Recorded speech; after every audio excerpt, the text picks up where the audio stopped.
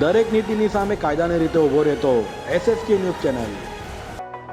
સુરતના પાંડેસરા વિસ્તારમાં BRTS રૂટમાં અજાણ્યા વાહન ચાલકે બસ ચાલકને ગાળો આપી હુમલો કર્યો હોવાનો બનાવ પ્રકાશમાં આવ્યો છે।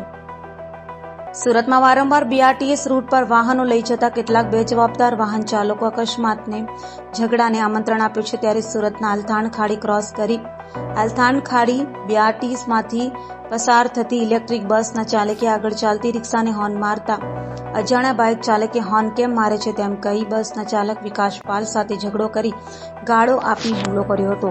તો ઘટનાની જાણ થતાં બસ ડેપોનો સુપરવાઇઝર સ્થળે પહોંચતા તેની સાથે પણ અજાણ્યાએ મારામારી કરી હતી।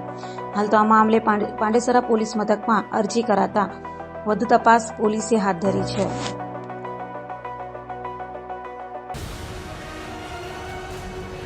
દરેક નીતિની સામે કાયદાની રીતે ઊભો રહેતો SSK ન્યૂઝ ચેનલ।